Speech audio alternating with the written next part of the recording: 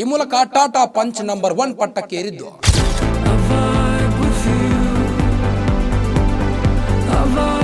ನಾಲ್ಕು ದಶಕಗಳ ನಂತರ ಮಾರುತಿ ಕಾರ್ ತನ್ನ ನಂಬರ್ 1 ಪಟ್ಟವನ್ನ ಬಿಟ್ಟುಕೊಟ್ಟಿದೆ.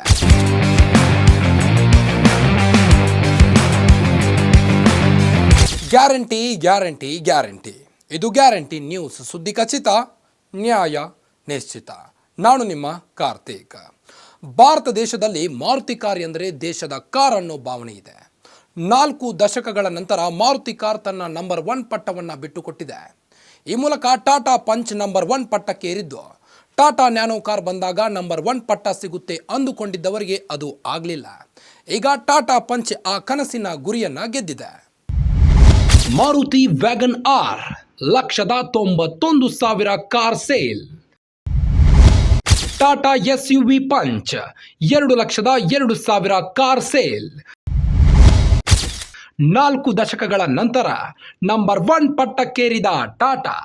ಭಾರತ ದೇಶದಲ್ಲಿ ಮಾರುತಿ ಕಾರ್ ಎಂದರೆ ದೇಶದ ಕಾರ್ ಅನ್ನೋ ಭಾವನೆ ಇದೆ. 4 ದಶಕಗಳ ನಂತರ ಮಾರುತಿ ಕಾರ್ ತನ್ನ ನಂಬರ್ 1 ಪಟ್ಟವನ್ನ ಬಿಟ್ಟುಕೊಟ್ಟಿದೆ. ಟಾಟಾ ಪಂಚ್ ಕಾರ್ ನಂಬರ್ 1 ಪಟ್ಟಕ್ಕೇರಿದೆ. ಟಾಟಾ ನ್ಯಾನೋ ಕಾರ್ ಬಂದಾಗ ನಂಬರ್ 1 ಪಟ್ಟ ಸಿಗುತ್ತೆ ಅಂದುಕೊಂಡಿದ್ದವರಿಗೆ ಅದು ಆಗಲಿಲ್ಲ. ಈಗ ಟಾಟಾ ಪಂಚ್ ಆ ಕನಸಿನ ಗುರಿಯನ್ನ ಗೆದ್ದಿದೆ. ಟಾಟಾ ಮೋಟಾರ್ಸ್ ಮೊದಲ ಬಾರಿ ಮಾರುತಿ ಸುಜುಕಿಯನ್ನು ಹಿಂದಿಕ್ಕಿ 4 ದಶಕಗಳಲ್ಲಿ ಮೊದಲ ಬಾರಿಗೆ ಭಾರತದ ಕಾರು ಮಾರಾಟದಲ್ಲಿ ಅಗ್ರಸ್ಥಾನ ಪಡೆದು ಐತಿಹಾಸಿಕ ಸಾಧನೆ ಮಾಡಿದೆ.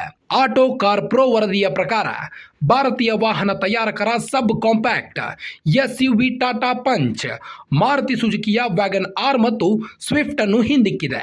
2024ರಲ್ಲಿ ವ್ಯಾಗನ್ ಆರ್ನ್ 191,000 ಕಾರ್ ಮಾರಾಟವಾಗಿವೆ.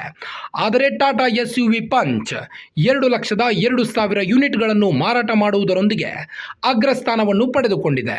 ಇದು ಭಾರತೀಯ ವಾಹನ ಮಾರುಕಟ್ಟೆಯಲ್ಲಿ ಗಮನಾರ್ಹ ಬದಲಾವಣೆ ಆಗ್ತಿದೆ ಅನ್ನೋದರ ಸೂಚನೆಯಾಗಿದೆ. ದೇಶದಲ್ಲಿ ಮಾರಾಟವಾಗುವ ಅಗ್ರ 5 ಕಾರುಗಳಲ್ಲಿ 3 SUV ಕಾರುಗಳು 2023ರಲ್ಲಿ ಮುಂಚೂಣಿಯಲ್ಲಿದ್ದ ಮಾರುತಿ ಸುಜುಕಿಯ ಎರ್ಟಿಗಾ 2024ರಲ್ಲಿ 4ನೇ ಸ್ಥಾನಕ್ಕೆ ಕುಸಿದಿದೆ. ಇನ್ನು ಪ್ರೀಮಿಯಂ ವಾಹನಗಳು ಮತ್ತು SUVಗಳ ಕಡೆಗೆ ಗ್ರಾಹಕರ ಆದ್ಯತೆಯ ಬದಲಾವಣೆಯು ವಿಶೇಷವಾಗಿ ಈ 10 ಲಕ್ಷಕ್ಕಿಂತ ಹೆಚ್ಚಿನ ಬೆಲೆಯ ಮಾರುತಿ ಸುಜುಕಿ ಕಾರಿನ ಮೇಲೆ ಒತ್ತಡವನ್ನು ಉಂಟು ಮಾಡಿದೆ ಎಂದು ವರದಿ ಹೇಳಿದೆ. ಮಾರುತಿ ಸುಜುಕಿ 2018ರಲ್ಲಿ 52% ಮಾರುಕಟ್ಟೆ ಪಾಲನ್ನು ಹೊಂದಿತ್ತು. ಈಗ ಅದರ ಪಾಲು 41%ಕ್ಕೆ ಕುಸಿದಿದೆ. Maruti Brezza, Hyundai Creta SUV ನಂತರದ ಸ್ಥಾನಗಳಲ್ಲಿವೆ. 2018ರ ಪ್ಯಾಂಡಮಿಕ್ ಮೊದಲ ಕಾರುಗಳ ಮಾರಾಟದಲ್ಲಿ ಅಭೂತಪೂರ್ವ ಸಾಧನೆ ಮಾಡಿತ್ತು. ಅದಾದ ನಂತರ ಈ ಮಟ್ಟದ ದಾಖಲೆಯ ಕಾರುಗಳು ಮಾರಾಟ ಆಗಿರುವುದು 2024ರಲ್ಲಿ ನಂಬರ್ 1 ಸ್ಥಾನಕ್ಕೆ ಬಂದಿರೋ ಟಾಟಾ ಪಂಚ್ ಉಳಿದಂತೆ ಟಾಪ್ 5 ನಲ್ಲಿಲ್ಲ. ಆದರೆ ಟಾಪ್ 5 ನಲ್ಲಿ 4 ಕಾರ್ ಮಾಡೆಲ್ಗಳು ಈಗಲೂ ಮಾರುತಿ ಹೆಸರಿನಲ್ಲಿವೆ.